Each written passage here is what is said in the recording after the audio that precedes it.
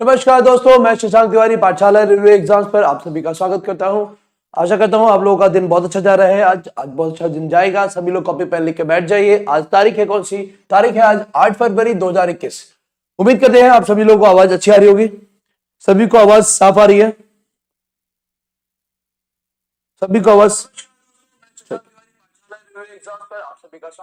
आवाज सभी को आ रही है? सभी लोग कॉपी पेन लेके बैठ जाएंगे, करंट अफेयर्स को तैयार करेंगे। हर एग्जाम में कोई भी ऐसा एग्जाम नहीं होता जिसमें आपकी करंट अफेयर्स नहीं आती है। तो सभी लोग एक बार क्लासेस को शेयर कर देंगे। भाई क्लास को शेयर करना आप लोग के लिए बहुत जरूरी है, क्योंकि अगर क्लासेस अच्छे से आगे बढ़ानी है तो क्लासेस आपको शेयर करनी पड़ेगी। ठीक है, आनंद यादव जी, सुधीर गुप्ता, मिस्टर मनोहर अंसारी जी और राकेश पासवान, सभी को बहुत बहुत नमस्कार। शाजिया कौशल, बहुत बहुत नमस्कार बेटा। सभी लोग क्लास को एक बार शेयर कर देंगे और फिर हम लोग अपनी क्लास को स्टार्ट करते हैं। एक बार फिर से रिपीट कर दूं, कॉपी पेन लेकर बैठिए। जितने भी पॉइंट्स मैं आपको बताता हूं, जो रिवाइज कराता हूं, उनको जरूर करिए, बार बार रिवीजन करिए। और 8 तारीख की करंट अफेयर्स आज हम लोग स्टार्ट करते हैं। ठीक है, तो आज 8 तारीख की करंट अफेयर्स का पहला क्वेश्चन आपकी स्क्रीन पर ये लगा है। फर्स्ट ऑफ ऑल हम लोग अपने क्वेश्चन देखेंगे, उसके बाद हम लोग आगे को रिवाइज करेंगे। ठीक है, तो हाल ही में किस ऑस्ट्रेलियाई महिला क्रिकेटर को ऑस्ट्रेलिया हॉल ऑफ फेम में जगह दी गई है? आपको पता होगा, अभी कुछ दिन पहले ही मैंने आपको बताया था, मर्व ह्यूज करके एक ऑस्ट्रेलियन क्रिकेटर थे, जो बॉलर थे, उनको मेल्स की तरफ से ऑस्ट्रेलिया हॉल ऑफ फेम में शामिल किया गया। तो अभी हाल ही में किसी महिला को भी शामिल किया गया है। ठीक है, चलिए नेक्स्ट क्वेश्चन देखते हैं दोस्तों। नेक्स्ट क्वेश्चन क्या है हमारा? नेक्स्ट क्वेश्चन क्या है? हाल ही में दुनिया भर में टीकों को वितरित करने के लिए किस भारतीय कंपनी ने यूनिसेफ के साथ भागीदारी की है? तो ध्यान रखिएगा, दुनिया में सबसे ज्यादा मेडिसिन बनाने का हब हमारे इंडिया में ही है। तो हमारी इंडियन गवर्नमेंट ने ऐसा कोई डील किया है जो कि पूरी दुनिया के लगभग 100 देशों में कोविड-19 की वैक्सीन भेजी जाएंगी। हाल ही में किस बैंक ने बच्चों के लिए एक फीड फर्स्ट बचत योजना क्या की है, शुरू की है, जो कि छोटे बच्चों के लिए शुरू हुई है, जो कि 18 साल से कम के हैं। तो वो कैसे सेविंग्स करे, कैसे एक्सपेंसेस करे, उसकी आदत उनको डलवाने के लिए एक बैंकिंग सेवा शुरू की गई है फेड फर्स्ट नाम से। ठीक है, नेक्स्ट क्वेश्चन करते हैं दोस्तों। हाल ही में अक्षय ऊर्जा के लिए भारत ने किस देश के साथ हाथ मिलाया है? तो अभी recently with which country has India joined hands for renewable energy? Renewable energy यानी कि जो रिन्यू की जा सकती है। नेक्स्ट क्वेश्चन है दोस्तों, हाल ही में इलेक्ट्रिक वाहनों को बढ़ावा देने के लिए स्विच दिल्ली अभियान किसने शुरू किया है? तो इसमें तो आपको पता ही होगा कि दिल्ली के मुख्यमंत्री आपके अरविंद केजरीवाल जी हैं। ठीक है, बाकी की थ्योरियां इसमें बहुत सारी मैं आपको बताऊंगा। ठीक है, चलिए, हाल ही में कौन सा देश दुनिया का पहला ऊर्जा द्वीप बना रहा है? यह ऊर्जा द्वीप ऐसा एनर्जी आइलैंड होगा जो कि आपकी रिन्यूएबल एनर्जी यानी कि ग्रीन एनर्जी से इसको बनाया जाएगा। नेक्स्ट क्वेश्चन दोस्तों आपकी स्क्रीन पर लगा हुआ है। हाल ही में कौन सी ऑनलाइन भुगतान सेवा कंपनी 1 अप्रैल से भारत में अपना कारोबार बंद कर रही है? इसका मतलब ये नहीं कि भारत में इसका कारोबार चल नहीं रहा है, इनको कोई अपना उद्देश्य है जिसकी वजह से वो बंद हो रही है। ठीक है, हाल ही में कौन सी कंपनी दुनिया के पहले हाई एल्टीट्यूड सीडो सैटेलाइट बना रही है? ठीक है, नेक्स्ट क्वेश्चन देखिएगा दोस्तों। नेक्स्ट, महिला जननांग विकृति पूर्ण असहिष्णुता उन्मूलन हेतु अंतरराष्ट्रीय दिवस हर साल कब मनाया जाता है? या फिर when is the international day for the elimination of female genital deformity complete intolerance observed every year? तो ये 2003 से यूएनजीए द्वारा घोषित किया गया था। और नेक्स्ट क्वेश्चन आपका है ये, हाल ही में क्रिस्टोफर प्लमर का 91 वर्ष की उम्र में निधन हो गया है, वो किस क्षेत्र से संबंधित है? ठीक है दोस्तों, तो ये है आज के आपके क्वेश्चंस। और चलिए हम लोग अपने क्वेश्चंस को दोबारा से लेकर आते हैं। ठीक है, और फर्स्ट ऑफ ऑल हम अपने क्वेश्चंस देखेंगे, क्वेश्चंस को पढ़ेंगे और थ्योरी भी उसके बारे में जानेंगे। बहुत सारे मेन पॉइंट्स या एक्स्ट्रा पॉइंट्स जो आपको मैं बताता हूं, आप ध्यान रखिएगा। जो लोग रेगुलर पढ़ रहे हैं आप लोग देखिए, एनटीपीसी आरआरबी के पेपर में और आपका आगे आने वाले ग्रुप डी के पेपरों में भी बहुत सारे वैसे क्वेश्चन बनने वाले हैं। ठीक है, तो सभी को बहुत बहुत नमस्कार। राकेश पासवान जी, योजना बेनी, पुष्प जी, अंकित दुबे, मीनू कुमारी, मनाली गुप्ता, प्रियंका यादव, कीर्ति पांडे, आशीर्वाद वर्मा, सभी को बहुत बहुत नमस्कार। सभी लोग कॉपी पेन लेकर बैठेंगे और फटाफट हम लोग अपनी पढ़ाई करते हैं। ठीक है, तो पहला क्वेश्चन आपकी स्क्रीन पर लगा है ये, हाल ही में किस ऑस्ट्रेलियाई महिला क्रिकेट को ऑस्ट्रेलिया हॉल ऑफ फेम में जगह दी गई है? तो ध्यान रखिएगा दोस्तों, ये महिला हॉल ऑफ फेम में जगह उन पूर्व खिलाड़ियों को दी जाती है जो कि पिछले वर्षों में या अपने टेन्योर के दौरान जब वो खेल रहे थे तो उसको उन लोगों को मतलब उन लोगों को ऑनर देने के लिए ऑस्ट्रेलिया हॉल ऑफ फेम में क्या किया जाता है, शामिल। तो ध्यान रखिएगा अभी किसको शामिल किया गया है, ये डेलिसा केमिंस, लिजा स्टॉलेकर और लारा हैरिस। तो ध्यान रखिएगा ये तीनों ही ऑस्ट्रेलियन क्रिकेट प्लेयर रही हैं और इनमें से जो आपकी लिसा स्टॉलेकर है इनको क्या किया गया है, इनको ऑस्ट्रेलिया हॉल ऑफ फेम में क्या किया गया है, शामिल किया गया। ठीक है, तो इनके बारे में जरा हम लोग जानते हैं।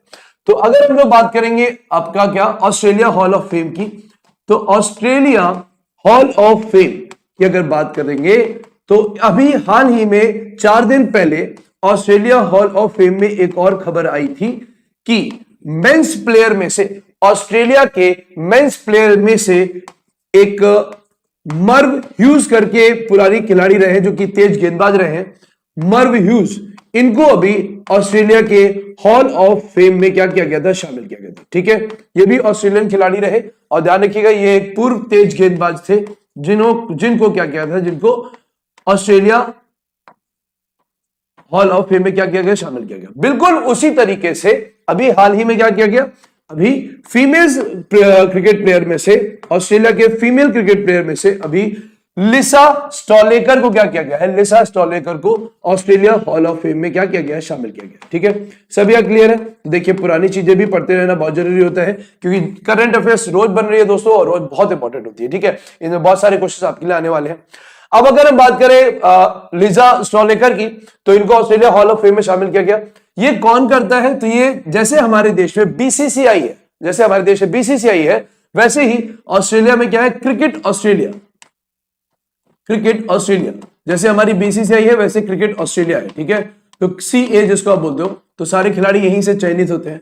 तो क्रिकेट ऑस्ट्रेलिया की बात करें तो ध्यान रखिएगा क्रिकेट ऑस्ट्रेलिया द्वारा ही ऑस्ट्रेलिया हॉल ऑफ फेम का निर्माण किया जाता है और क्रिकेट ऑस्ट्रेलिया ही इसकी घोषणा करती है। ठीक है, अगर दोस्तों हम लोग क्रिकेट ऑस्ट्रेलिया की बात करेंगे तो ध्यान रखिएगा चूंकि ऑस्ट्रेलिया के लिए क्रिकेट बहुत पुराना रहा है और ब्रिटिशर्स के लिए बहुत पुराना रहा है, तो 1877 में 1877 में क्रिकेट ऑस्ट्रेलिया का गठन हुआ था। ठीक है, अभी अगर इनके चीफ की बात करें तो अगर हम लोग अपने चीफ की बात करेंगे दोस्तों तो बीसीसीआई के चीफ कौन है, सभी को पता है, बीसीसीआई के चीफ है हमारे सौरव गांगुली जी, पूर्व भारतीय खिलाड़ी। ठीक है, बीसीसीआई के सचिव कौन है, जय शाह है। ठीक है, जो अभी बने हैं। वैसे ही क्रिकेट ऑस्ट्रेलिया के जो चीफ है उनका नाम क्या है, उनका नाम है केविन रॉबर्ट्स। ठीक है, क्रिकेट ऑस्ट्रेलिया के जो चीफ है वो कौन है, केविन रॉबर्ट्स।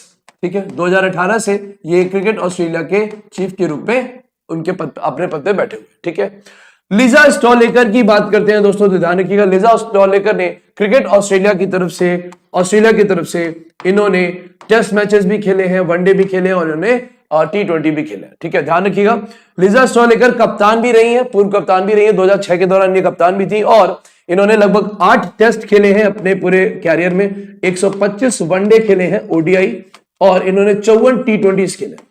इससे आगे अगर इनके बारे में देखेंगे तो लिजा स्टॉलेकर ऑस्ट्रेलिया की महिला क्रिकेट टीम में 4 वर्ल्ड कप जीतने वाले जो टीम है, वर्ल्ड कप T20 और ODI को ले लेते हैं, तो T20 ODI में 4 वर्ल्ड कप जो टीम रही है, 4 वर्ल्ड कप जीतने वाली जो टीम रही है उसकी ये खिलाड़ी रही है। ठीक है, और 2006 में एक बार न्यूजीलैंड दौरे के दौरान ये कप्तान भी बनी थी। तो ये आपकी लिजा स्टॉलेकर।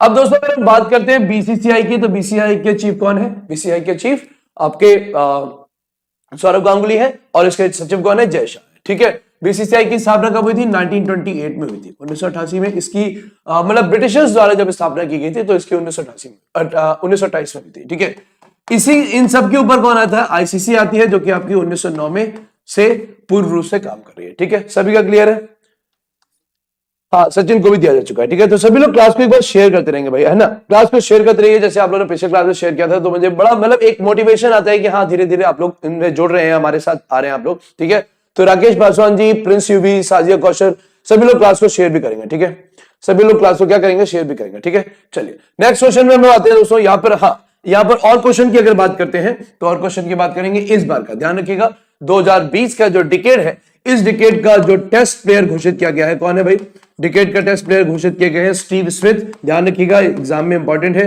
वो एग्जाम में आएगा। ठीक है, ये आ भी चुका है आपके आरआरबी के पेपर में, स्टीव स्मिथ। ठीक है, आपके अगर ICC player of the decade बोले जाएंगे तो सौरभ वो आपके विराट कोहली है, none of the other. Virat Kohli को ICC player of the decade घोषित किया गया है। ठीक है, जैसा लग रहा था कि रोहित शर्मा घोषित होंगे लेकिन ये घोषित हुए हैं।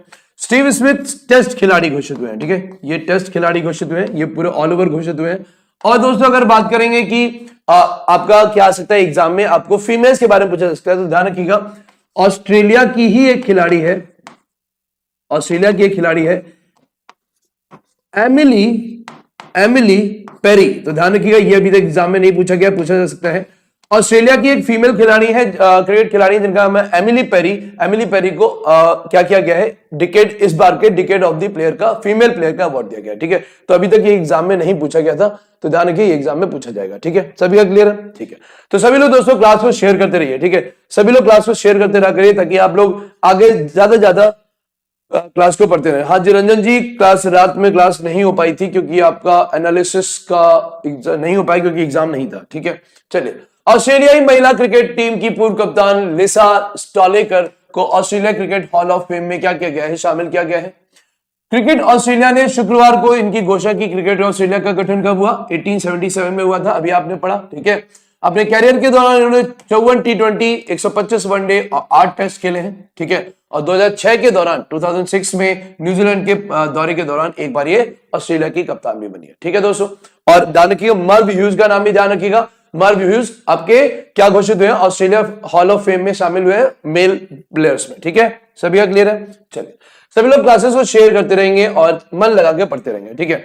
कॉपी पेन जरूर लेके बैठा करिए और चीजों को लिखा करिए, ठीक है। चीजों को लिखना बहुत जरूरी है क्योंकि आप जब तक उसको लिखेंगे नहीं तब तक आपको मजा आएगा नहीं, ठीक है। चलिए नेक्स्ट क्वेश्चन पे आते हैं। हाँ, Ellyse Perry, very good. Next question पे आइए।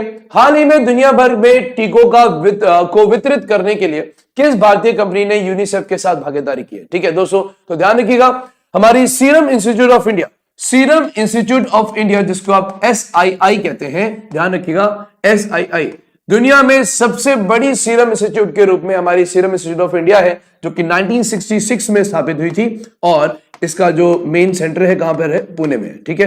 क्लियर है, तो उसको ध्यान रखिएगा। और सीरम इंस्टीट्यूट ऑफ इंडिया ने अभी हाल ही में क्या किया है, serum institute of India plus आपका यूनिसेफ, प्लस आपका क्या यूनिसेफ, ध्यान रखिएगा यूनिसेफ जो कि आपका चिल्ड्रंस एजुकेशन फंड के लिए काम करता है, और आपका SII जो आपका सीरम इंस्टीट्यूट ऑफ इंडिया है, इन दोनों ने मिलकर क्या किया है, इन दोनों ने मिलकर एक क्या किया है, एक साझेदारी की है, एक भागीदारी ये लोग कर रहे हैं कि दुनिया के लगभग 100 देशों में 1.1 बिलियन वैक्सीन बच्चों के लिए वितरण की जाएगी, ठीक है। तो सीरम इंस्टीट्यूट ऑफ इंडिया और यूनिसेफ क्या करने वाले हैं, ये 1.1 बिलियन जो वैक्सीन हैं वो वैक्सीन को विश्व के 100 देशों में, विश्व के 100 छोटे बड़े देशों में क्या करेंगे, देशों में बच्चों के लिए वितरित करेंगे, देशों में चिल्ड्रंस के लिए इसको डिस्ट्रीब्यूट किया जाएगा, ठीक है। क्योंकि चिल्ड्रंस आज जो है वो ही कल हमारे पूरी दुनिया का, हमारे देश का जो फ्यूचर है उन्हीं से डिपेंड करता है। तो चिल्ड्रंस के लिए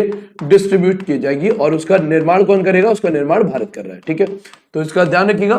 दुनिया में मेडिसिन प्रोडक्शन का जो हब है वो हमारे इंडिया को माना जाता है, ठीक है। अगर आप बायोकॉन से लेके आप सीरम इंस्टीट्यूट ऑफ इंडिया ले लीजिए या फिर हमारे भारत में इतने सारे मेडिकल संस्थान है, लगभग भारत में 20 तो एम्स है हमारे पास जो बड़े स्तर पे काम करते हैं। अभी हाल ही में आपने देखा था जनवरी के महीने में ही आपका जो IIM ओडिशा जो स्थापित किया गया था, ठीक है, संबलपुर वाला IIM कह रहा हूं, एम्स संबलपुर स्थापित किया गया था, एम्स दिल्ली, एम्स अहमदाबाद, ऐसे करके 20 एम्स हमारे देश में काम करते हैं। तो इस तरीके से सीरम इंस्टीट्यूट ऑफ इंडिया और यूनिसेफ मिलकर अब क्या करने वाले हैं, दुनिया के 100 देशों में लगभग 1.1 बिलियन वैक्सीन का क्या करेंगे, वितरण करेंगे, ठीक है दोस्तों। अब अगर यहां पर हम लोग यूनिसेफ की बात करें तो ध्यान रखिएगा यूनिसेफ क्या है, यूनिसेफ चिल्ड्रंस एजुकेशन फंड के रूप में अंतरराष्ट्रीय संगठन का एक इकाई है जिसका गठन 1946 में हुआ था। संगठन कब हुआ दोस्तों, 1946 में हुआ था। और इनका मुख्यालय कहां पर है, इनका मुख्यालय कहां है, न्यूयॉर्क में। कहां पर है इनका मुख्यालय, इनका मुख्यालय न्यूयॉर्क में, ठीक है। तो संयुक्त राष्ट्र की एक इकाई के रूप में आपका यूनिसेफ काम करता है। और हेनरिटा H4, तो ध्यान रखिएगा हेनरिटा H इसकी क्या है, इसकी अभी चीफ के रूप में काम करेंगे, किसकी, यूनिसेफ की। क्लियर हो गया दोस्तों। तो ये आपका यूनिसेफ हो गया जो कि भारत में SII के साथ मिलकर क्या करने वाला है, SII यानी सीरम इंस्टीट्यूट ऑफ इंडिया के साथ मिलकर ये वैक्सीन बनाने वाला है, ठीक है। अब अगर हम बात करेंगे, यहां पर ध्यान से सुनिएगा, यहां पर अगर हम लोग बात करते हैं कि आपका जो वैक्सीन जो बनी है अभी तक, तो ध्यान रखिएगा, इनको एक बार फिर से हम लोग रिवाइज कर लेते हैं। अगर दोस्तों बात करेंगे कोविशील्ड की, तो ध्यान रखिए कोविशील्ड को किसने बनाया है? एस्ट्राजेनिका ने बनाया है। एस्ट्राजेनिका यानी कि ऑक्सफोर्ड और plus serum institute of India. ठीक है, तो ये भारत में बनने वाली ऐसी वैक्सीन थी जो कि विदेशी संस्थान की मदद से भी बनी थी। अगर हम बात करेंगे कोवैक्सीन की दोस्तों, तो कोवैक्सीन एग्जाम में बहुत बार पूछा जा रहा है। कोवैक्सीन की बात करेंगे तो कोवैक्सीन को सीरम इंस्टीट्यूट ऑफ इंडिया की मदद से भारत बायोटेक ने बनाई थी।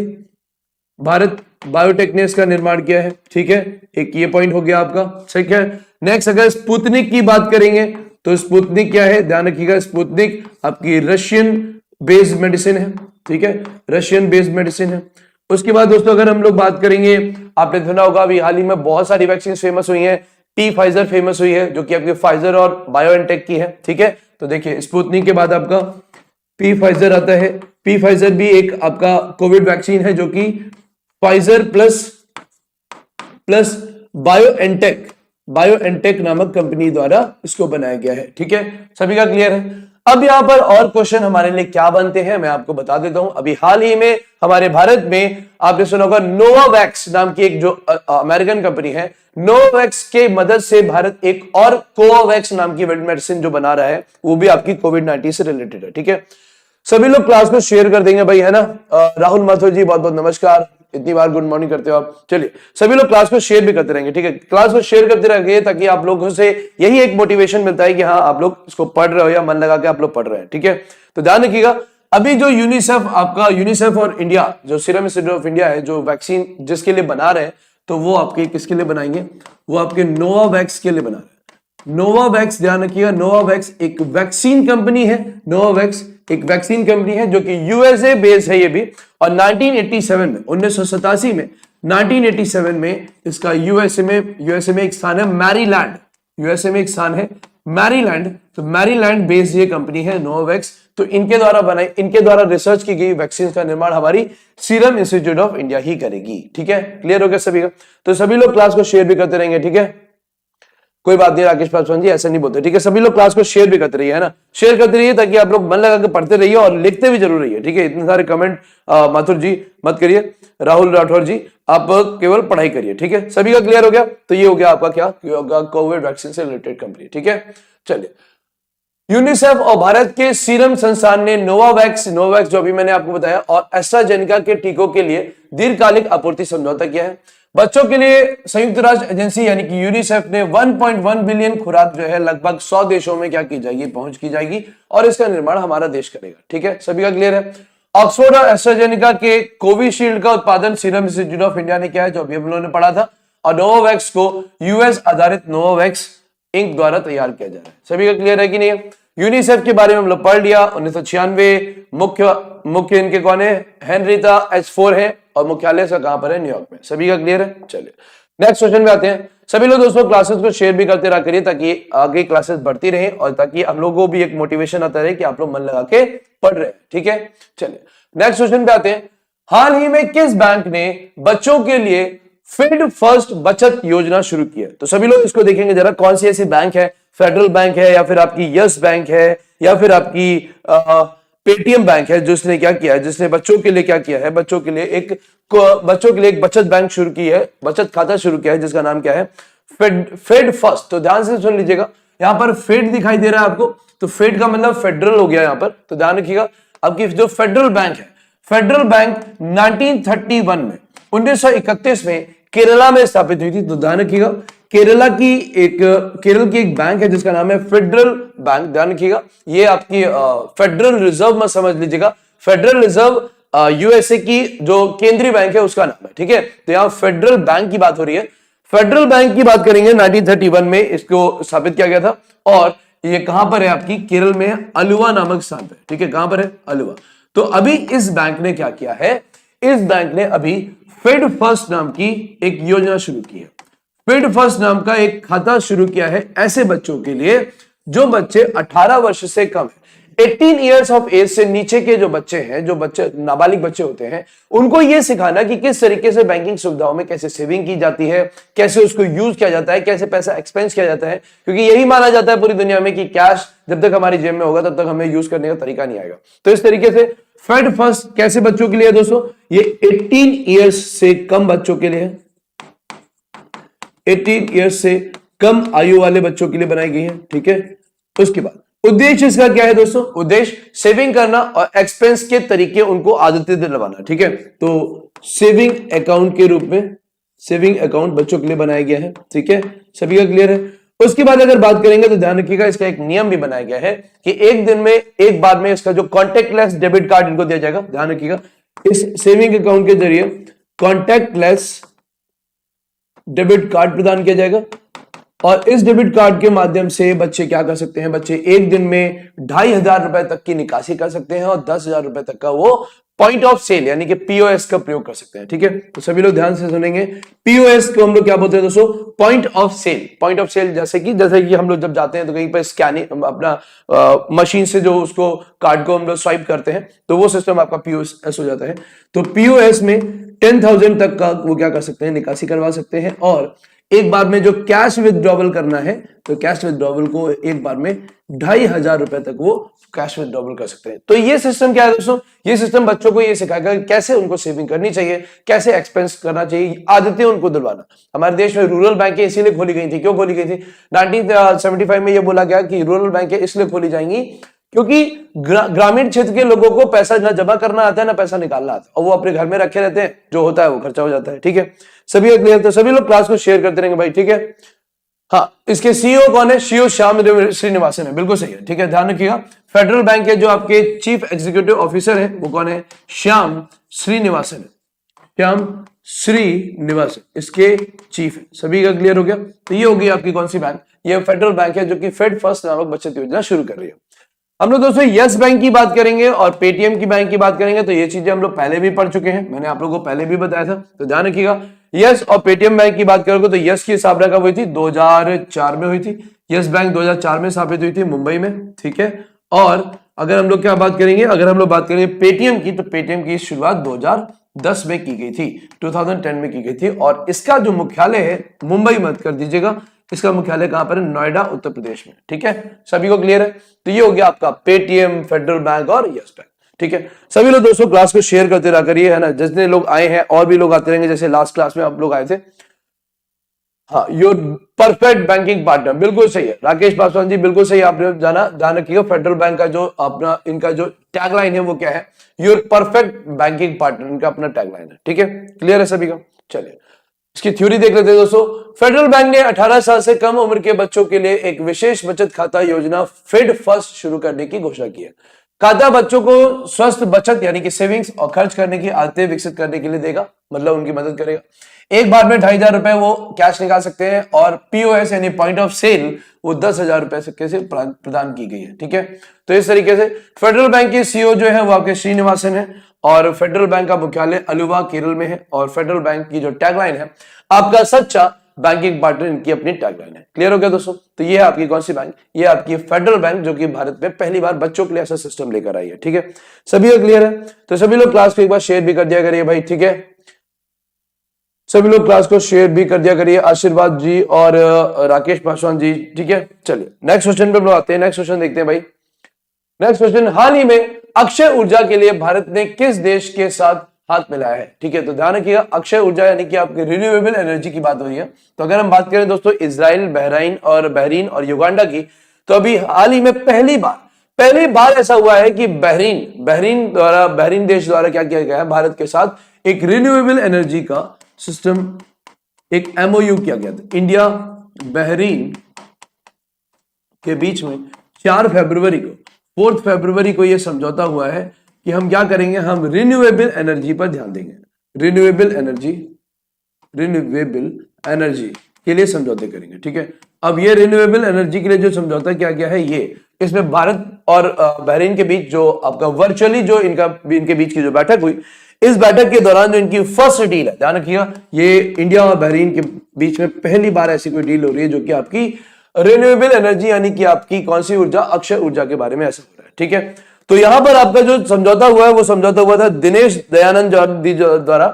दिनेश दयानंद इन्होंने भारत का रिप्रेजेंटेशन किया था। दिनेश दयानंद ये कौन है? तो ध्यान रखिएगा दिनेश दयानंद जी ये ज्वाइंट सेक्रेटरी हैं ज्वाइंट सेक्रेटरी है ministry of new and renewable energy के, ठीक है। दिनेश दयानंद जी आपके ज्वाइंट सेक्रेटरी हैं, संयुक्त सचिव है किसके, ministry of new and renewable energy के। क्लियर हो गया सभी का, सभी का क्लियर है। चलिए, और बहरीन की ओर से जो रिप्रेजेंटेशन किया था, बहरीन की ओर से जो रिप्रेजेंटेशन किया इस बैठक में, वो आपका किया था अब्दुल हुसैन जी ने, जो कि आपके सस्टेनेबल एनर्जी अथॉरिटी, तो ध्यान रखिएगा सस्टेनेबल एनर्जी अथॉरिटी के जो चीफ है अब्दुल हुसैन, इन्होंने अपने देश बहरीन का रिप्रेजेंटेशन किया था, ठीक है। तो इस तरीके से इन दोनों लोगों के बीच में जो समझौता हुआ है वो आपका रिन्यूएबल एनर्जी के लिए हुआ है, ठीक है। सभी का क्लियर है। तो ये आपका क्या है, ये आपका बहरीन और इंडिया के बीच पहला फर्स्ट डील है जो कि आपकी रिन्यूएबल एनर्जी के लिए की गई है, ठीक है। अगर दोस्तों हम लोग इजराइल की बात करेंगे, बहरीन की बात करेंगे और आपका युगांडा की बात करेंगे, तो ध्यान रखिएगा इजराइल वही है, ध्यान रखिएगा जिस इजराइल के माध्यम से ये इसकी जो राजधानी है जेरूसलेम है और यहाँ पर यहूदियों का हब है। ये वही यहूदी है जो जर्मनी से नाजियों द्वारा मार के भगाए गए थे। तो ध्यान रखिएगा इजराइल की राजधानी क्या है, जेरूसलेम है, ठीक है।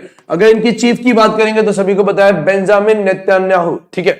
नेतन्याहू इसके चीफ के रूप में है, जिनके ऊपर अभी महाभियोग भी लगा था। तो इजराइल के जो मेन चीफ हैं, जो वहां के प्रधानमंत्री हैं, कौन है, बेंजामिन नेतन्याहू है, ठीक है। और इजराइल के बाद अगर बात करेंगे बहरीन की, तो बहरीन के जो चीफ है वो कौन है, बहरीन के चीफ कौन है भाई, हमिद बिन इसा, ठीक है। हमद बिन इसा, ये इसके चीफ है, किसके, मेन आपके राष्ट्राध्यक्ष है बहरीन के। और ध्यान रखिएगा बहरीन की अगर करेंसी की बात करेंगे दोस्तों, तो बहरीन की करेंसी क्या है, बहरीन की करेंसी है दीनार, बहरीन दीनार भी बोलते हैं उसको, ठीक है। अगर हम लोग युगांडा की बात करते हैं तो ध्यान रखिए युगांडा भी आपका अफ्रीकन कंट्रीज में है। और युगांडा क्या है, युगांडा की बात करेंगे तो युगांडा आपकी राजधानी क्या है, कंपाला, युगांडा की राजधानी क्या है, कंपाला है। और अगर युगांडा की बात करेंगे तो युगांडा की जो करेंसी है वो शीलिंग है। एग्जाम में ये सब चीजें बहुत आती हैं, ध्यान रखिएगा, करेंसीज पूछी जाती हैं। अभी हाल ही में युगांडा के राष्ट्राध्यक्ष भी चेंज हुए थे, आप लोगों ने पढ़ा था। तो शीलिंग आपकी युगांडा की है, दीनार आपकी बहरीन की है। क्लियर हो गया सभी का, सभी का क्लियर है। तो चलिए आगे को हम लोग बढ़ते हैं। और अगर इजराइल की बात, इजराइल है क्या, इजराइल की जो करेंसी है वो कौन सी है, शेकेल है। इजराइल की करेंसी कौन सी है दोस्तों, शेकेल है, ठीक है। तो इजराइल की करेंसी शेकेल हो गई और बहरीन की करेंसी आपकी दीनार हो गई और युगांडा की करेंसी आपकी क्या हो गई, शीलिंग हो गई। सभी का क्लियर है, सभी का क्लियर है भाई। चलिए पेपर की खोपड़ी में छेद करना है, ठीक है, तो कर देंगे भाई, ठीक है। सभी का क्लियर। तो सभी लोग क्या करेंगे, सभी लोग क्लास को शेयर भी करते रहेंगे, ठीक है। सभी लोग क्लास को शेयर भी करते रहेंगे ताकि जिस तरीके से आप लोग सैटरडे को आए थे, अच्छी मात्रा में आप लोग आ गए थे, तो उस तरीके से अगर आप लोग पढ़ेंगे तो यहाँ पर थोड़ा सा क्या होता है, आपको मोटिवेशन आता है कि हाँ अभी क्लास का फायदा हो रहा है, ठीक है। चलिए, अक्षय ऊर्जा के क्षेत्र में द्विपक्षीय सहयोग को बढ़ावा देने के लिए अक्षय ऊर्जा के क्षेत्र में पहली भारत और बहरीन संयुक्त कार्य समूह की क्या हुई है, बैठक हुई थी, जो कि 4 फरवरी 2021 को हुई, ठीक है। वर्चुअली हुई इस बैठक में आपका नई और नवीनीकरणीय ऊर्जा मंत्रालय के जो संयुक्त सचिव हैं, ज्वाइंट सेक्रेटरी हैं, दिनेश दयानंद ने भाग लिया था। और सस्टेनेबल एनर्जी अथॉरिटी जो कि आपकी वहां की है बहरीन की, ने क्या किया था, अब्दुल हुसैन बिन अली मिर्जा ने बहरीन प्रतिनिधि मंडल का नेतृत्व किया, ठीक है। बहरीन के राजा कौन है, आपके शासक जो है हमद बिन ईसा अल खलीफा है। बहरीन की राजधानी आपकी मनामा है और बहरीन की आपकी जो करेंसी है वो कौन सी है, दीनार है, ठीक है। युगांडा की करेंसी कौन सी है, युगांडा की करेंसी शीलिंग है, ठीक है। अगर बात आती है इजराइल की, तो इजराइल की शेकेल है। कभी कभी एग्जाम में आपका नोबेल अवार्ड आ जाता है, नोबेल अवार्ड में भी पूछा करते हैं कि वो कौन सी करेंसी मिलती है, तो ध्यान रखिएगा आपका जो डेनमार्क है, नॉर्वे है और जो स्वीडन है, ये लोग क्रोनर, इनकी करेंसी का नाम क्रोनर है, ठीक है। तो क्रोनर में ही आपको कैश भी मिलता है, ठीक है। चलिए सभी लोग क्लासेस को शेयर करते रहेंगे भैया दोस्तों, है ना, और सभी लोग मन लगा के पढ़ते भी रहेंगे। चलिए नेक्स्ट क्वेश्चन पे हम लोग आते हैं दोस्तों। नेक्स्ट क्वेश्चन देखिए, हाल ही में बात हो रही है, हाल ही में इलेक्ट्रिक वाहनों को बढ़ावा देने के लिए स्विच दिल्ली अभियान किसने शुरू किया था, तो ध्यान रखिएगा आपका जो स्विच दिल्ली अभियान है अभी हाल ही में किसने शुरू किया दोस्तों, अरविंद केजरीवाल जी ने शुरू किया है, ठीक है। अरविंद केजरीवाल जो कि आपके मुख्यमंत्री हैं, कहां के, आपके दिल्ली के।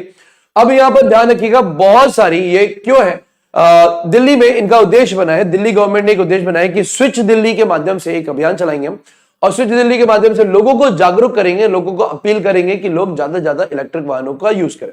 जैसा कि अभी दिल्ली गवर्नमेंट ने घोषणा भी की है कि पूरे दिल्ली में लगभग 100 चार्जिंग स्टेशन भी लगाए जा रहे हैं, जो कि इलेक्ट्रिक वाहनों को चार्ज करने के लिए होंगे, क्योंकि ऐसा होता है कि गाड़ी चलाते चलाते अगर बंद होती थी वो चार्जिंग का सिस्टम उनके पास होगा ताकि वो परेशान नहीं होंगे। ठीक है। दूसरा, ध्यान रखिएगा, इसी प्रकार की योजनाएं जो थी, ये इलेक्ट्रिक वाहनों की योजना का उद्देश्य क्या है?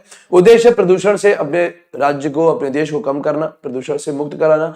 दूसरा, यहाँ का एक उद्देश्य और है, मैं आपको बता दूं, एक 2015 में भारत सरकार ने एक योजना चलाई थी, फेम। ये आपके एग्जाम में आया भी था। फेम फर्स्ट और फेम सेकंड, दो योजनाएं चली थी, जो कि योजनाएं आपका किस लिए चलाई गई थी? पूरे भारत में इलेक्ट्रिक वाहनों का ज्यादा से ज्यादा प्रयोग किया जाए। ठीक है, तो सभी का क्लियर है? तो इस चीज को ध्यान रखिएगा। ये अभी हाल ही में अरविंद केजरीवाल जी ने क्या किया है? अरविंद केजरीवाल जी ने इस स्विच दिल्ली योजना को शुरू किया है। ये स्विच दिल्ली योजना शुरू हुई है। ठीक है। उद्देश्य इसका क्या है? इलेक्ट्रिक वाहनों का अधिक से अधिक प्रयोग, इलेक्ट्रिक वाहनों का अधिक से अधिक प्रयोग। ठीक है, ताकि दो चीजों फायदे होंगे। एक तो नॉन रिन्यूएबल जो एनर्जी है, पेट्रोल डीजल, इनके दाम नहीं बढ़ेंगे, इनका खपत कम हो जाएगी और धीरे धीरे हम प्रदूषण मुक्त भी हो जाएंगे। ठीक है, तो इलेक्ट्रिक वाहनों का अधिक से अधिक प्रयोग करने की जो अपील करने के लिए जो योजना चलाई गई है, वो योजना है कौन सी? आपकी स्विच दिल्ली। ठीक है, क्लियर है? इस बात को ध्यान रखिएगा। अभी हाल ही में अगस्त के महीने में सन 2020 में दिल्ली की गवर्नमेंट ने एक योजना चलाई थी, जिसको बोला गया था, योजना क्या, इन्होंने इलेक्ट्रिक वाहन नीति चलाई थी। ठीक है, इलेक्ट्रिक वाहन जो नीति चलाई थी, इलेक्ट्रिक वाहन जो नीति चलाई गई थी, ये नीति चलाई गई थी अगस्त 2020 में। और इस नीति के तहत आपको बता दें, इलेक्ट्रिक वाहन के तहत बहुत सारे सिस्टम लोगों को दिए गए हैं। लोगों को दिल्ली में इसके लिए अपील की जा रही है कि आपको 2 व्हीलर्स और 4 व्हीलर्स अगर आपको इलेक्ट्रिक के खरीदने हैं तो आपको सब्सिडी भी दी जाएगी और यहाँ पर आपको रोड टैक्स भी मार्क पर दिया जाएगा। ठीक है, तो इस तरीके से इलेक्ट्रिक वाहन का जो प्रयोग करेगा उसका रोड टैक्स फ्री हो जाएगा। ठीक है, और यहाँ पर जो 2 व्हीलर्स हैं और जो आपके 4 व्हीलर्स हैं, 2 व्हीलर्स और 4 व्हीलर्स की खरीद पर, यानी कि आपको जब उसको परचेज करने जाएंगे तो परचेज करने पर आपको सब्सिडी भी दी जाएगी। ठीक है, तो इस तरीके की योजना जो चली थी इलेक्ट्रिक वाहन नीति, वो भी इसी स्विच दिल्ली योजना में है। ठीक है, सभी का क्लियर है इसको? ठीक है, क्लियर है कि नहीं है? तो ये आपका क्या है? शहर के प्रदूषण को कम करना, शहर के प्रदूषण से मुक्त बनाना, अपने राज्य को, अपने देश को, इस प्रकार की योजनाएं आपकी दिल्ली गवर्नमेंट चला रही है। ठीक है, अगर दोस्तों हम लोग बात करेंगे फेम 1, तो ध्यान रखिएगा ये एग्जाम में आ जाता है, इवन एग्जाम में आया भी है। एक फेम 1 थी और एक फेम 2 है। ठीक है, इस प्रकार की दो योजनाएं भारत सरकार द्वारा चलाई गई है। ये योजना जो फेम 1 थी, ये 2015 से 2019 तक चली। ठीक है, और ये फेम 2 आपकी 2019 से 2022 तक है। तो भारत सरकार ने उद्देश्य बनाया है कि 2022 तक हम पॉल्यूशन के लेवल को 60% के नीचे लेकर आ जाएंगे। और फेम 1 और फेम 2 ध्यान रखिएगा, ये भी कैसे वाहनों के लिए है? ये भी पूरे देश में इलेक्ट्रिक वाहनों के प्रयोग के लिए इसको शुरू किया जा रहा है। ठीक है, तो ये आपके दो फेज में चलिए, 15 से लेकर 19 और 19 से लेकर 22। ठीक है, उसके बाद आपको मैं बता दूं, जो स्विच दिल्ली योजना भी जो है, इस योजना का भी गवर्नमेंट का उद्देश्य है, दिल्ली गवर्नमेंट का उद्देश्य है 2024 से 2024 तक दिल्ली में प्रयोग किए जाने वाले सारे वाहनों में से 25% वाहन जो है वो इलेक्ट्रिक होंगे। ठीक है, तो 2024 तक, 2024 तक 25% जो आपके व्हीकल्स हैं, वो व्हीकल्स आपके कैसे हो जाएंगे? वो व्हीकल्स आपके इलेक्ट्रिक सिस्टम पर चलेंगे। ठीक है, सभी का क्लियर है कि नहीं? तो ये दिल्ली के लिए योजना बनाई गई है। सभी का क्लियर? सभी लोग क्लास को शेयर भी करते रहेंगे। ठीक है, सभी का क्लियर है कि नहीं? हाँ, कहीं ना कहीं जो ग्लेशियर्स टूटे हैं, जो अभी आपका उत्तराखंड में जो ग्लेशियर टूटा है, उसके नंदा देवी बहुत सेंसिटिव रहा है हमेशा से। और ज्यादा डैम बनाने से दोस्तों यही होता है, मैं आपको बता दूं कि आपका जो डैम बनाया गया है, आपको मैं बता दूं, डैम इतने ज्यादा नहीं बनाए जाने चाहिए। आप पहाड़ों में प्रकृति की तरफ घुसेंगे तो प्रकृति भी आपको तंग करेगी। जैसे कि ग्लेशियर जो होते हैं, सबसे ज्यादा highest maximum volume of water अपने पास लिए रहते हैं, और ग्लेशियर टूटते तभी जब नीचे का लैंड सरफेस तोड़ा जाता है। तो ध्यान रखिए, इतना जब लाखों अरबों गैलन पानी एक जगह पर डैम में यूज किया जाता है, तो वहां पर जो हमारी जो भूपर्पटी है, जिसको आप क्रस्ट कहते हो, क्रस्ट चटकने लगती है। और क्रस्ट जब चटकती है ना, तो वहां से वेव्स क्रिएट होती है। ये वेव्स पहाड़ों के अंदर अंदर अंदर अंदर ये वेव्स कई कई किलोमीटर तक फैलती हैं, जो कि पहाड़ों को तोड़ती हैं, और इसी वजह से भूकंप भी आते हैं। तो ध्यान रखिएगा, ये सब प्रकृति की देन नहीं है, ये सब हमारी देन है, जो हम लोगों ने किया है या जो हम लोग कर रहे हैं। आपको मैं बता दूं, आप लोग को समझा देता हूं मैं। आपको पता होगा, शिमला के आगे एक रास्ता जाता है लाहौल स्पीति के लिए, जो कि आगे लद्दाख जाता है। तो शिमला से लाहौल स्पीति के बीच में केवल इस इलाके में 8 डैम बनाए हैं जिंदल स्टील वर्क्स ने, जो कि सतलज नदी पर ही बने, तो पूरी नदी को वहां रोका गया है। ठीक है, सभी का क्लियर है? तो इन चीजों को ध्यान रखा करिए, ये चीजें बहुत गलत होती हैं। आपको मैं बता दूं, कभी आप देखिएगा मनाली जाते में आपको एक पोंग डैम दिखाई देगा। पोंग डैम जब पड़ेगा ना, तो पोंग डैम आपको मैं बता दूं एक साइड में आपको केवल सागर की तरह दिखता है, पूरी ब्यास रिवर को पोंग डैम में रोका गया। तो इस तरीके से ही भूकंप आते हैं, ठीक है। तो ये प्राकृतिक आपदाएं नहीं, ये मानव निर्मित है, ठीक है। दिल्ली के मुख्यमंत्री अरविंद केजरीवाल ने इलेक्ट्रिक वाहनों को बढ़ावा देने के लिए स्विच दिल्ली योजना शुरू की, ठीक है। ध्यान रखिएगा, अगस्त 2020 में जो आपकी नीति आई थी, आपकी इलेक्ट्रिक वाहन जो नीति चलाई गई थी, इलेक्ट्रिक वाहन नीति जो थी ये 2020 में आई थी। इसके तहत लॉन्च के बाद 6000 से अधिक इलेक्ट्रिक वाहन क्या हो चुके हैं, खरीदे गए हैं। सरकार ने शहर भर में 100 चार्जिंग स्टेशन स्थापित करने के लिए निविदा की जानकारी दी है। मैंने आपको अभी बताया था 100 चार्जिंग स्टेशन खुल रहे हैं। सरकार का उद्देश्य 2024 तक दिल्ली में कुल वाहन पंजीकरण के बीच 25% वाहन इलेक्ट्रिक वाहन होने चाहिए, यह हमारा उद्देश्य, ठीक है। तो यही आपका है स्विच दिल्ली, जिसके अधीन आपको मैंने फेम 1 भी बताया, फेम 2 भी बताया। इन चीजों को ध्यान रखिएगा, एग्जाम में फेम 2 आपसे पूछा गया था, ठीक है। सभी का क्लियर है? चलिए नेक्स्ट क्वेश्चन पे आते हैं दोस्तों। सभी लोग क्लास को शेयर भी करेंगे भाई, और क्लास को शेयर करके आगे भी बढ़ाएंगे, ठीक है। आप भी लोगों की मदद से क्लास, आप भी लोगों की मदद के लिए क्लास स्टार्ट की गई है, और आप ही लोगों की मदद से ही आगे बढ़ेगी, क्योंकि इसको मैं आगे नहीं बढ़ा सकता, ठीक है। हाँ, नंदा देवी ग्लेशियर टूटा है, ठीक है, ठीक है। तो आप ध्यान रखिएगा, नंदा देवी ग्लेशियर हमेशा से सेंसिटिव रहा है, कभी एक्सपेडिशन के लिए हो या ग्लेशियर हो, वो हमेशा सेंसिटिव रहा है, तो वहां डैम नहीं बनाया जाना था। तो हाल ही में कौन सा देश दुनिया का पहला ऊर्जा द्वीप बना रहा है? देखिए, एक तरफ हम क्या कर रहे हैं, एक तरफ हम पेट्रोल डीजल का इतना ज्यादा यूज कर रहे हैं, और एक तरफ दुनिया के कुछ देश हैं, डेनमार्क, स्वीडन, नॉर्वे, फिनलैंड, ये दुनिया के वो देश हैं जिनका प्रशासन बहुत साफ है, और ये चाहते हैं, ये कोशिश कर रहे हैं यहाँ पर कि यहाँ पर हम क्या करें, हम लोग नेचुरल एनर्जी यानी कि जो सौर ऊर्जा है उसका यूज करें, या किसी प्रकार की ग्रीन एनर्जी का यूज करके हम सिस्टम को आगे बढ़ाएं। तो ध्यान रखिएगा, डेनमार्क, जिसकी राजधानी क्या है दोस्तों, इसकी राजधानी है कोपेनहेगन। क्या है? कोपेनहेगन। ध्यान रखना, कोपेनहेगन क्या है? कोपेनहेगन आपका डेनमार्क का शहर है, ठीक है। और डेनमार्क की जो करेंसी है वो है क्रोन, ठीक है, क्रोन या क्रोनर भी बोलते हैं इसको, ठीक है। ध्यान रखिएगा, अभी हाल ही में डेनमार्क की गवर्नमेंट ने बोला है कि दुनिया में पहली बार ऐसे ये 2 आइलैंड पे क्या करेंगे, ये 2 आइलैंड पर ऊर्जा द्वीप बना रहे हैं। तो ध्यान रखिएगा, इस प्रकार के 2 आइलैंड्स होंगे, ये 2 आइलैंड्स जो है, इन 2 आइलैंड्स पर ग्रीन एनर्जी प्रोडक्शन किया जाएगा, ग्रीन एनर्जी प्रोडक्शन किया जाएगा, ठीक है। तो ग्रीन एनर्जी हरित ऊर्जा जो प्रोड्यूस की जाएगी, मैं आपको बता दूं इसका जो उद्देश्य है डेनमार्क की गवर्नमेंट का, ये 2 आइलैंड है, एक आइलैंड आर्टिफिशियल होगा, एक आइलैंड कैसा होगा, आर्टिफिशियल आइलैंड होगा, इसको डेनमार्क गवर्नमेंट बनाएगी, ठीक है। और एक वहां पर नेचुरल आइलैंड है, एक वहां पर नेचुरल आइलैंड है जो कि आपका वहां पर आपके उसमें है, क्या बोलते हैं, डेनमार्क में है। तो ये जो नेचुरल इनका आइलैंड है वो आपका बॉर्न होम है, ठीक है। एक आर्टिफिशियल होगा और एक आपका बॉर्न होम नाम का एक नेचुरल आइलैंड होगा। इस आइलैंड पर ये मिलाकर यहां पर क्या करेंगे, लगभग 5 गीगावाट यानी कि 5 गीगावाट विद्युत उत्पादन किया जाएगा। और ये विद्युत उत्पादन जो किया जाएगा, जो आपकी गवर्नमेंट करेगी, विद्युत उत्पादन करेगी डेनमार्क की गवर्नमेंट, ये उत्पादन यूरोप के बहुत सारे देशों में आपको क्या करेगा, बहुत सारे देशों में इलेक्ट्रिसिटी का प्रयोग करने के लिए, उनके लिए उपयोगी हो जाएगा, ठीक है। तो ध्यान रखिएगा, इस तरीके से क्या होगा, इस तरीके से विंड फार्म्स लगाए जाएंगे, जो विंड फार्म्स पूरे यूरोपियन देशों में लगभग 3 मिलियन घरों की बात हो रही है, 3 मिलियन घर। तो यूरोप के लगभग 3 मिलियन घरों को क्या दी जाएगी, घरों को ऊर्जा प्रदान की जाएगी, ठीक है। तो यहां से बहुत बड़ा प्रोजेक्ट बना रहा है डेनमार्क गवर्नमेंट, और ये सारा प्रोजेक्ट जो दोस्तों बन रहा है, जो 2 आइलैंड बन रहे हैं, ये आपका नॉर्थ सी में बन रहा है, ठीक है। कौन सा सी में बन रहा है? नॉर्थ सागर में बन रहा है। मैं आपको बता दूं, आप नॉर्थ सी के बारे में ध्यान रखिएगा, कभी आपने सुना होगा इंग्लिश चैनल, जो इंग्लिश चैनल है जो कि ब्रिटेन के जस्ट नीचे है, वो इंग्लिश चैनल आपके नॉर्थ सी की तरफ ही बना हुआ है, ठीक है। ध्यान रखिएगा, नॉर्थ सी जो है ये आपका ब्रिटेन, यानी कि अगर ऐसे ब्रिटेन है, ब्रिटेन के लेफ्ट साइड में आपका नॉर्थ सी पड़ता है, और ये डेनमार्क और ब्रिटेन के बीच में, ठीक है।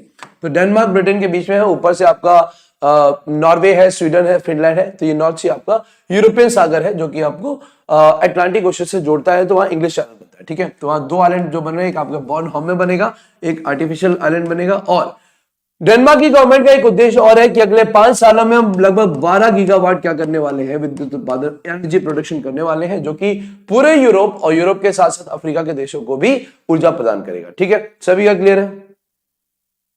Less corruption in the world, बिल्कुल सही है, बिल्कुल सही है। Less corruption in the world, दुनिया में Denmark, Sweden, Norway, Finland, Australia, New Zealand, ये दुनिया में लेस करप्ट कंट्रीज तो छोड़िए, बिल्कुल करप्ट है ही नहीं, ठीक है। आपको मैं बता दूं, दुनिया में सबसे ज्यादा साइकिल का प्रयोग करने वाला देश है कौन सा? फिनलैंड है। ध्यान रखिएगा। फिनलैंड दुनिया में सबसे ज्यादा साइकिल्स का प्रयोग करने वाला देश है, जहां पर बस स्टैंड और वहां पर वो नहीं चलते हैं, वहां पर साइकिल स्टैंड ज्यादा चलते हैं। ठीक है, सभी का क्लियर है। तो एनर्जी प्रोडक्शन की बात अगर करें तो एनर्जी प्रोडक्शन कौन करने वाला है, ये आपका डेनमार्क करने वाला है। ठीक है, तो ये अभी हाल फिलहाल केवल 5 गीगावाट विद्युत उत्पादन करेगा, लेकिन आगे चल के ये लगभग 12 गीगावाट जो कि यूरोप और अफ्रीका को क्या देगा, एनर्जी प्रदान करेगा। ठीक है, सभी का क्लियर है। चलिए नेक्स्ट क्वेश्चन देखते हैं दोस्तों। अच्छा, डेनमार्क के बाद अगर हम रूस की बात करेंगे तो रूस का राजधानी क्या है, आप लोग बताइए। ये तो आप लोग को पता ही है। चीन की भी राजधानी बताइए। चीन की करेंसी हम कई बार पढ़ चुके हैं, रेनमिनबी। तो ध्यान रखिएगा, रेनमिनबी चीन की क्या है, चीन की ऑफिशियल करेंसी है, जो कि उनकी सरकार द्वारा चलाई जाती है। ठीक है, और रशिया की क्या है, रशिया की आपकी रूबल है। रशिया की करेंसी क्या है भाई, रशिया की करेंसी रूबल है। तो करेंसीज को ध्यान रखा करिए। छोटे मोटे जो ऑब्जेक्टिव क्वेश्चंस हम लोग यहाँ क्लास में एक्स्ट्रा पढ़ लेते हैं, वो चीजें एग्जाम में आ जाती हैं, तो उनको ध्यान रखा करिए, वो आपके लिए बहुत इंपॉर्टेंट है। ठीक है, सभी लोग क्लास को शेयर भी करते रहिए भाई। ठीक है, हाँ सेपरेट, बिल्कुल सही, बिल्कुल सही। ठीक है, इंग्लिश चैनल के बारे में कई बार एग्जाम में क्वेश्चन आया है। ठीक है, हाँ हाईएस्ट करप्ट कंट्रीज में बेटा, हाईएस्ट करप्ट कंट्रीज में अभी सूडान आ गया, लेकिन सूडान के साथ सोमालिया और अफगानिस्तान भी आते हैं। ठीक है, चलिए नेक्स्ट ये हम लोग थ्योरी देख लेते हैं। तो डेनमार्क सरकार ने उत्तरी सागर यानी कि नॉर्थ सी में दुनिया के पहले ऊर्जा द्वीप के रूप में निर्माण के लिए परियोजना को मंजूरी दी थी। ये यूरोपियन देशों में क्या करेगा, लगभग 3 मिलियन घरों को बिजली प्रदान करेगा। तो ध्यान रखिएगा, अभी मैंने आपको बताया 5 गीगावाट क्या होगा आपकी इसकी प्रारंभिक क्षमता होगी, आगे चल के ये लगभग 12 गीगावाट हो जाएगी। क्लियर है। इसके साथ साथ अगर हम देखेंगे तो एक डेनिश आइलैंड है जिसका नाम है बॉर्नहोम, यहां पर एक सिस्टम लगाया जाएगा और एक आपका कृत्रिम द्वीप के रूप में बनाया जाएगा, जो कि आपका नॉर्थ सी में होगा। क्लियर है। यहां पर क्या किए जाएंगे, यहां पर आपका अपतटीय कोस्टल जो विंड फार्म्स लगाए जाएंगे, जिनसे ऊर्जा का प्रोडक्शन किया जाएगा। इस तरीके का यहां पर क्या बनने वाला है, आपका जो ऊर्जा द्वीप बनने वाले हैं। कहां पर बनने वाले हैं, डेनमार्क में। ठीक है, डेनमार्क की करेंसी डेनिश क्रोन या कोपेनहेगन। ठीक है, कभी कभी एग्जाम में दोस्तों क्वेश्चन आ जाते हैं, मैं आपको बता दूं, नोबेल प्राइज में, नोबेल प्राइज जब दिया जाता है तो नोबेल प्राइज में जो कैश मिलता है, वो कैश कहां से आता है, तो वो कैश आपकी जो अल्फ्रेड नोबेल थे, अल्फ्रेड नोबेल की जो संपत्ति थी, उसी संपत्ति से जो ब्याज कमाया जाता है, वो ब्याज आपको नोबेल अवार्ड में प्रदान किया जाता है। और जो करेंसी होती है वो आपकी कौन सी होती है, आपकी क्रोनर होती है। ठीक है, तो सभी लोग क्लास को शेयर भी करते रहिए। ठीक है, भोलेनाथ के दीवाने जी बहुत बहुत नमस्कार। ठीक है, चलिए नेक्स्ट क्वेश्चन में बढ़ाते हैं। नेक्स्ट क्वेश्चन, हाँ ठीक है, सभी लोग क्लास को शेयर भी करते रहिए भाई, है ना। तो देखिए, हाल ही में कौन सी ऑनलाइन भुगतान सेवा कंपनी है जिसने 1 अप्रैल से भारत में अपना कारोबार बंद कर दिया। तो ध्यान रखिएगा, एक पेयू है, एक पेपाल है और एक फोन पे है। तो दोस्तों ध्यान रखिएगा, यहां पर आंसर आपका क्या होगा, आंसर होगा पेपाल। आंसर क्या होगा दोस्तों, आंसर होगा आपका पेपाल। तो ध्यान रखिएगा, जो पेपाल जो कंपनी है, जो कि आपकी यूएस बेस्ड कंपनी है पेपाल, तो पेपाल की अगर बात करें तो पेपाल ने अभी भारत में अपना डिजिटल भुगतान सिस्टम को क्या कर दिया, रोक दिया। ये क्यों रोका है इन्होंने, क्योंकि ये अपने जो व्यवसाय है उसको अलग तरीके से ले जाना चाहते हैं। पेपाल जो है, पेपाल आपकी यूएस बेस्ड डिजिटल भुगतान कंपनी है और 1998 में इसकी स्थापना हुई थी। ठीक है, और इसका मुख्यालय कहां पर है दोस्तों, मुख्यालय है इसका कैलिफोर्निया में। कहां पर है इसका मुख्यालय, कैलिफोर्निया में। क्लियर है, एक चीज। दूसरा मैं आपको बता दूं, ये करती क्या है, ये हमारे जैसे पेटीएम है या फोन पे है, ऐसे इनकी तरीके से ये डिजिटल भुगतान का कार्य है। ठीक है, अब चूंकि ये क्या है, भारत में ये कॉमन रूप से कॉमन पीपल के लिए चल रही थी, जैसे कि हम पेटीएम या फोन पे या गूगल पे यूज करते हैं वैसे। लेकिन इनको लग रहा है कि पेपाल को ये लगा कि नहीं भैया, हमारा इससे कारोबार नहीं चलेगा। तो पेपाल अब क्या चाहते हैं, ये चाहते हैं क्रॉस बॉर्डर्स है, क्रॉस बॉर्डर्स अपना पेमेंट सिस्टम चलाना चाहते हैं, मतलब एक देश से दूसरे देश में, मतलब बड़े स्तर पे।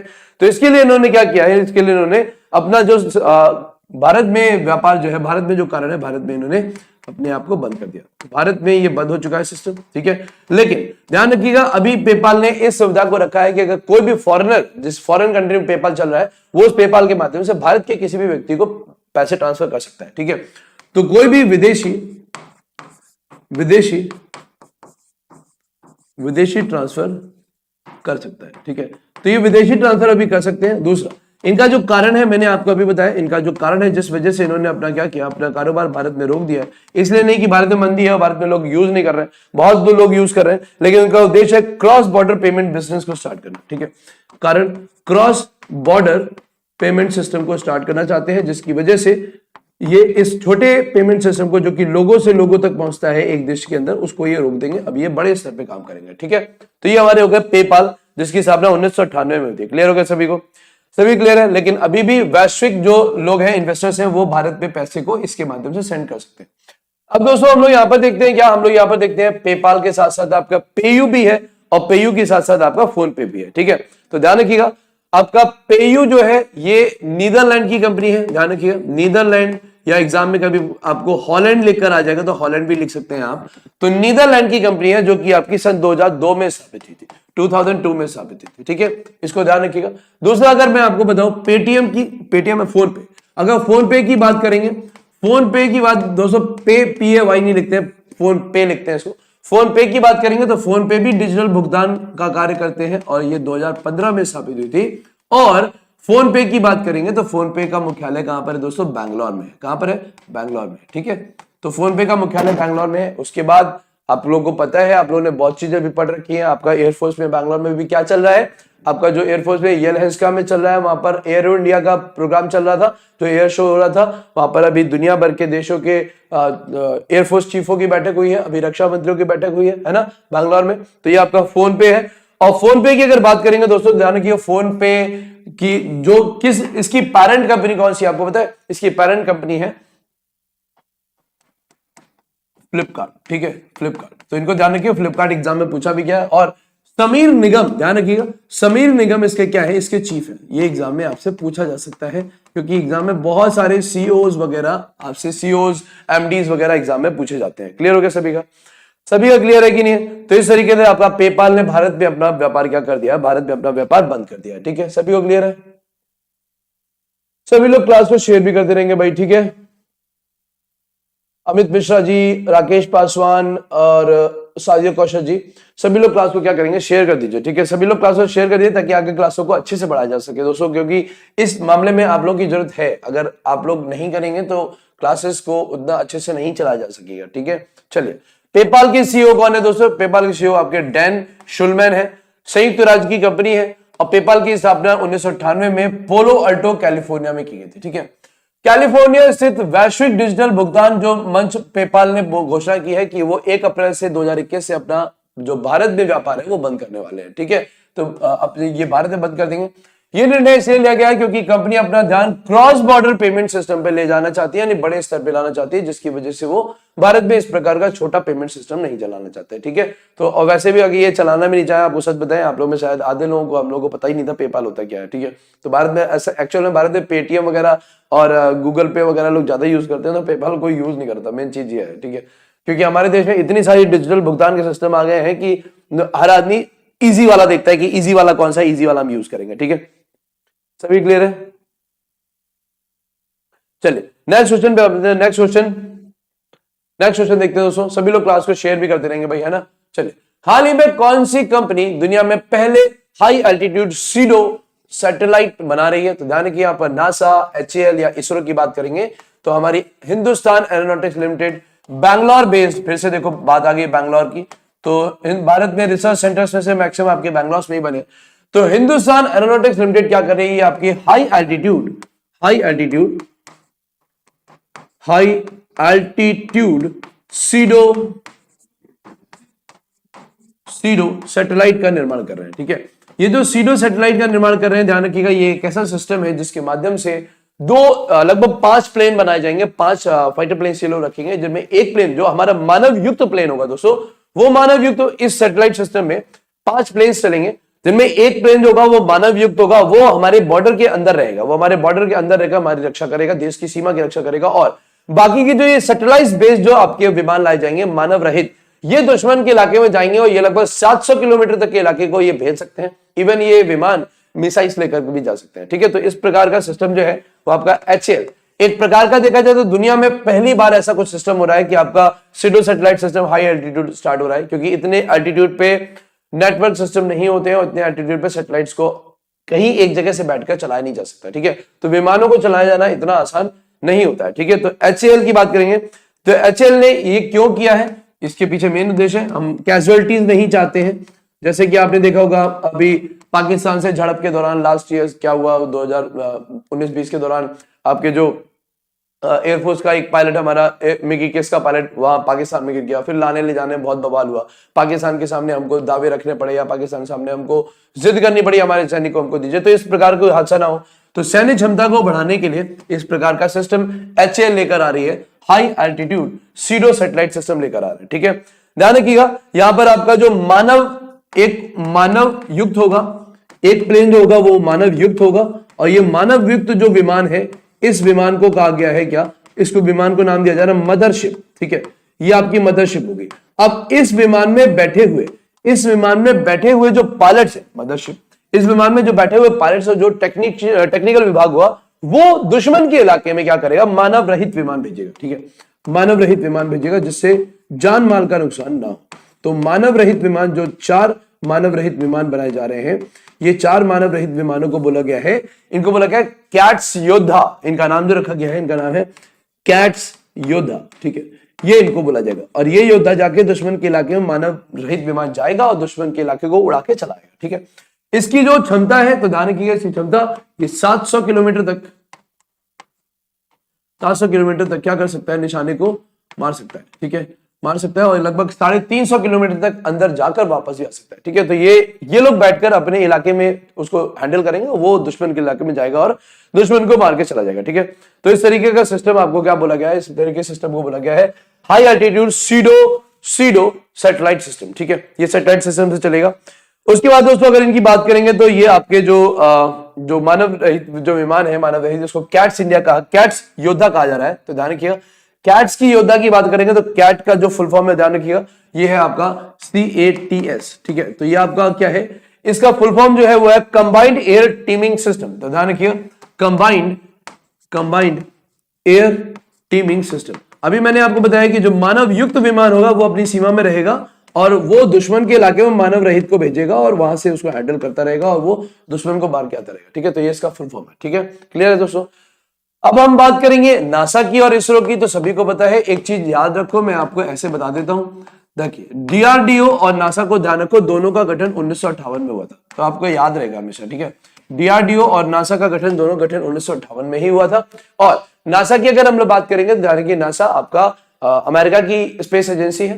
नासा की स्थापना किसने की थी, आइजनहॉवर ने की थी। किसने की थी दोस्तों, आइजनहॉवर ने की थी। ठीक है, ये एग्जाम में क्वेश्चन बहुत इंपॉर्टेंट होते हैं जो आपको एग्जाम में पूछे जा सकते हैं। ठीक है, बार बार ये एग्जाम में पूछे जाते हैं। ठीक है, HAL की स्थापना कब हुई थी दोस्तों, HAL की स्थापना 1940 में हुई थी, 1940 में बैंगलोर में इसको स्थापित किया गया था। ठीक है, तो ये हो गया। उसके बाद अगर इसरो की बात करेंगे तो इंडियन स्पेस रिसर्च ऑर्गेनाइजेशन, एक बार फिर से, और ध्यान रखिएगा ये स्थापित हुआ था 1969 में। कब स्थापित हुआ था, 1969 में। ठीक है, कितनी बार हम लोग पढ़ चुके हैं, के सीवान का इसका 1 साल का कार्यकाल क्या कर दिया गया, बढ़ा दिया गया है। तो के सीवान जी जिन्होंने चंद्रयान 2 को लॉन्च करवाया था, के सीवान आपके अभी भी इसके चीफ हैं, जो कि 2022 तक रहेंगे। सभी को क्लियर है, तो सभी लोग क्लास को शेयर करते रहेंगे भाई, है ना, सर क्लास को शेयर करते रहेंगे। ठीक है, हाँ, इंडिया डिफेंस हब बनने वाला है, बिल्कुल सही है। ठीक है, सभी क्लियर है। HAL के चीफ कौन है, R माधवन जी है। क्लियर हो गया, चलिए नेक्स्ट क्वेश्चन पे आते हैं। नेक्स्ट क्वेश्चन, इसकी थ्योरी देख लेते हैं। थ्योरी वैसे मैंने आपको पढ़ा दिया, तो थ्योरी क्या है, थ्योरी हिंदुस्तान एरोनॉटिक्स लिमिटेड देश की सैन्य क्षमताओं को बढ़ाने के लिए, मजबूत करने के लिए एक स्टार्टअप कंपनी के साथ क्या कर रही है, अत्याधुनिक हाई एल्टीट्यूड सीडो सैटेलाइट विकसित कर रही है। ठीक है, ध्यान रखिएगा, एक मानव युक्त विमान होगा जो सीमा के भीतर रहकर काम करेगा, और मानव रहित विमान जो है दुश्मन की सीमा में जाएगा और दुश्मन की सीमा में हमले करके और वापस आ जाएगा। ठीक है, इस तरीके से ये सीधे 700 किलोमीटर तक की दूरी कोई लक्ष्य को मार सकता है और लगभग ये 350 किलोमीटर तक अंदर जाकर वापस भी आ सकता है। ठीक है, ध्यान रखिएगा दोस्तों, मैंने आपको अभी नाम बताया कि आपको मानव युक्त जो विमान है उसको जो बोला जाएगा मदरशिप कहा जाएगा, और जो स्वचालित जो विमान है, जो 4 स्वायत्त जो विमान होंगे, मानव रहित होंगे, उनका नाम कैट्स योद्धा के रूप में उनको जाना जाएगा। क्लियर हो गया दोस्तों। उसके बाद HAL के बारे में हम लोग बहुत बार पढ़ चुके हैं। HAL जो है, HAL का मुख्यालय कहाँ है, बैंगलोर में है, और HAL के जो संस्थापक थे कौन थे, वालचंद हीराचंद जी। ठीक है, सभी का क्लियर है। चलिए, बहुत सारी चीजें हम लोग यहाँ पे ऑब्जेक्टिव में पढ़ लेते हैं जो कि आपके लिए बहुत फायदेमंद होती हैं और जो कि आपके एग्जाम में बार बार आती हैं। तो सभी लोग क्लासेस को शेयर भी करते रहेंगे। ठीक है, सभी लोग क्लासेस को शेयर भी करते रहिए भाई, है ना। चलिए नेक्स्ट क्वेश्चन पे हम लोग आते हैं। नेक्स्ट क्वेश्चन क्या है भाई, नेक्स्ट क्वेश्चन आया, महिला जननांग विकृति पूर्ण असहिष्णुता उन्मूलन हेतु अंतरराष्ट्रीय दिवस हर साल कब मनाया जाता है। ध्यान रखिएगा, ये आपका सन 2003 से, ये तो बहुत सिंपल सा क्वेश्चन है, सन 2003 से ध्यान रखिए 2003 से UNGA, United nation general assembly जिसको हम लोग बोलते हैं, ध्यान रखिएगा, यूनाइटेड नेशन ऑर्गेनाइजेशन की 6 अलग अलग ऑर्गन्स है, जिनमें आपका यूएनजीए भी आता है, जिसमें आपका ट्रस्टीशिप आता है, जिसमें आपका यूनाइटेड नेशन सिक्योरिटी काउंसिल आता है, ध्यान रखिएगा, UNSC security council, UNGA general assembly, trusteeship जो है, ट्रस्टीशिप, इस तरीके से यूनाइटेड नेशन ऑर्गेनाइजेशन की 6 अलग अलग ऑर्गन्स हैं, उनमें आपका यूएनजीए भी आता है, ठीक है, यूनाइटेड नेशन जनरल असेंबली भी आता है, ठीक है। यूएनजीए की दोस्तों स्थापना कब हुई थी? 1945 में हुई थी। और जो ये अंतरराष्ट्रीय दिन वगैरह होते हैं ना, इन अंतरराष्ट्रीय दिनों को कौन घोषित करता है? यूएनजीए ही घोषित करता है।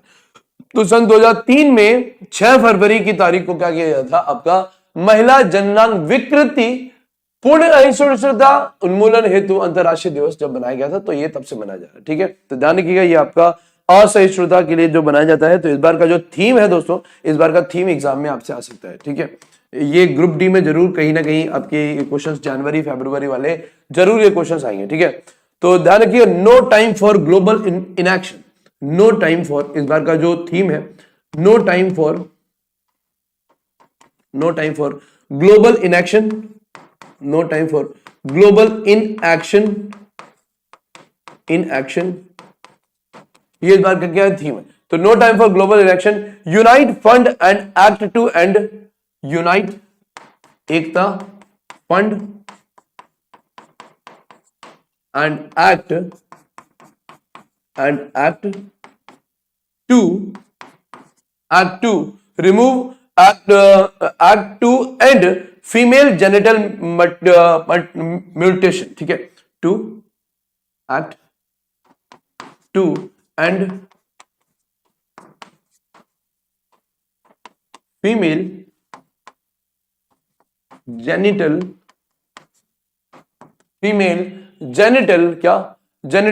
आपका म्यूटिलेशन, फीमेल जेनिटल म्यूटिलेशन, ठीक है।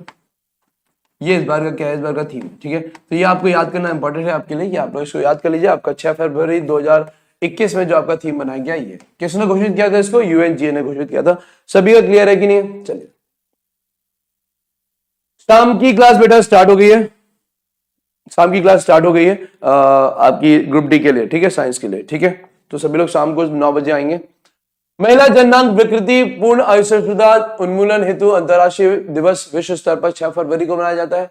यह दिन संयुक्त राष्ट्र द्वारा यानी कि यूएनजीए द्वारा महिला जननांग विकृति के उन्मूलन के उनके प्रयासों के लिए प्रायोजित किया जाता है। 2003 में इसकी शुरुआत की गई थी और इस बार का थीम ये है, ठीक है। क्लियर है सभी का? चलिए, और लास्ट क्वेश्चन आपके स्क्रीन पर आया दोस्तों, क्या हाल ही में क्रिस्टोफर प्लमर का 91 वर्ष की उम्र में निधन हो गया, वो किस क्षेत्र से संबंधित है? तो ध्यान रखिएगा, ये हॉलीवुड के एक बहुत अच्छे आपके अभिनेता थे जिनका नाम था क्रिस्टोफर प्लमर।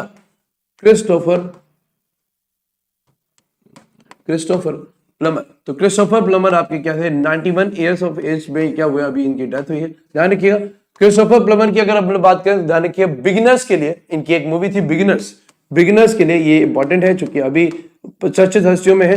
तो बिगिनर्स नाम की एक मूवी थी, बिगिनर्स मूवी के लिए इनको ऑस्कर अवार्ड भी दिया गया था, ठीक है। बेस्ट एक्टर का ऑस्कर अवार्ड इनको मिल चुका है, ठीक है। इसके साथ साथ दोस्तों ये 2 टोनी अवार्ड, 2 एमी अवार्ड भी जीत चुके हैं, ठीक है। तो ये टोनी अवार्ड, एक टोनी अवार्ड है और 2 एमी अवार्ड। ये इंपॉर्टेंट है, कभी कभी एग्जाम में ऐसे क्वेश्चन आते हैं जो आपने कभी पढ़े नहीं होते, उन्हीं क्वेश्चन में आपका ये भी है, ठीक है। एक टोनी अवार्ड होता है और एक आपका कौन सा होता है? एमी अवार्ड होता है। ये भी आपके ऑस्कर्स में दिए जाते हैं। और आपको मैं एक और बता दूं, एक ग्रैमी अवार्ड भी होता है। एक क्या होता है? एक ग्रैमी अवार्ड भी होता है, ठीक है। तो 3 प्रकार के अवार्ड ये भी आपके ऑस्कर अवार्ड्स पे ही आते हैं, ऑस्कर अवार्ड के साथ ही आते हैं, ठीक है। तो आपके जो क्रिस्टोफर थे, इनको 2 टोनी अवार्ड और 2 एमी अवार्ड भी मिल चुके हैं। अब दोस्तों ये टोनी और एमी की अगर बात करेंगे तो ध्यान रखिएगा, आपका टोनी अवार्ड की शुरुआत 1947 में की गई थी और एमी अवार्ड जो थे, तो ध्यान रखिए, एमी अवार्ड की शुरुआत 1949 में की गई थी, ठीक है। 1949 में ये स्टार्ट हुए, ठीक है। अब ये है क्या, मैं आपको इनके बारे में बता देता हूं। अगर ऑस्कर की बात करेंगे दोस्तों, तो ऑस्कर आपके 1929 में स्टार्ट हुए, ठीक है। अब सुन लीजिएगा, देख लीजिएगा, टोनी अवार्ड जो दिए जाते हैं, टोनी अवार्ड जो दिया जाता है, ये थिएटर के लिए अवार्ड दिया जाता है, ठीक है। ये थिएटर के लिए अवार्ड मिलता है, ठीक है। ये थिएटर के लिए दिया जाता है। और एक इंटरनेशनल टेलीविजन अकेडमी अवार्ड जो है, जो आपके अकेडमी जो सिस्टम है, उसके लिए टेलीविजन के लिए, किसके लिए? टेलीविजन के लिए आपको एमी अवार्ड का गठन किया जाता है। तो इनको 2 बार टेलीविजन के लिए एमी अवार्ड मिल चुका है और 2 बार इनको थिएटर के लिए इनको टोनी अवार्ड भी दिया जा चुका है। क्लियर हो गया? 1 ऑस्कर, 2 टोनी और 2 एमी। तो ये आपके क्रिस्टोफर, आपके प्लमर, जो कि बहुत फेमस व्यक्ति थे और इन्होंने अभी इनकी क्या हुई है, इनकी अभी हाल ही में डेथ हुई। ग्रैमी काहे के लिए दिया जाता है? सभी को पता होगा ग्रैमी किसके लिए दिया जाता है? ग्रैमी आपका म्यूजिक के लिए दिया जाता है। क्लियर हो गया सभी का? सभी का क्लियर? तो दोस्तों आज की आपकी करंट अफेयर्स इतनी ही थी, ठीक है। आज की आपकी करंट अफेयर्स इतनी थी, ये मैंने आपको बता ही दिया है। मशहूर हॉलीवुड एक्टर क्रिस्टोफर प्लमर जो नहीं रहे, तो ध्यान रखिएगा, इन्होंने प्लमर ने best music film the sound of music में भी काम किया था और जिसके लिए इनको क्या मिला, जिसके लिए ऑस्कर मिला, वो बिगिनर्स थी, जो 2012 में बेस्ट एक्टर का अवार्ड इनको 82 वर्ष की आयु में इनको बेस्ट एक्टर का अवार्ड दिया गया था। ठीक है, सभी क्लियर है? तो सभी लोग ध्यान रखेंगे भाई, आज आपकी करंट अफेयर्स इतनी थी। सभी लोग ध्यान से पढ़ेंगे, मन लगा के पढ़ेंगे और सभी लोग जितने, जैसे सैटरडे को आप लोग की मात्रा हुई थी, वैसे आप लोग आइए, मन लगा के पढ़िए। जैसे ही 100 से ऊपर स्टूडेंट्स यहाँ पर निकलेंगे लाइव में, वैसे इस क्लास को हम 2 पार्ट में तोड़ देंगे और 2 पार्ट में तोड़ के इसके लिए एक एग्जाम बेस्ड, जो अभी के एग्जाम बेस्ड है वैसे क्वेश्चन आने लगेंगे और एक डेली करंट अफेयर्स आपकी चलने लगेगी। बाकी आपकी करंट अफेयर्स सुबह में ट्रांसफर हो जाएगी बहुत जल्दी आपकी। ठीक है, तो सभी लोग क्लासेस को शेयर करते रहिए, शेयर करना बहुत जरूरी है। अगर आप शेयर नहीं करेंगे, लोग नहीं आएंगे, तो उतना फिर मोटिवेशन नहीं आता है कि हाँ हम इतनी मेहनत से पढ़ा रहे हैं लेकिन फिर भी आप लोग उसको ज्वाइन नहीं कर रहे हैं, तो फिर थोड़ा मुश्किल हो जाएगा। ठीक है, आज के लिए इतने रखते हैं, बाकी कल फिर से मैं सुबह 10:30 बजे आपकी करंट अफेयर्स की क्लास लेकर आऊंगा। आज के लिए इतना ही।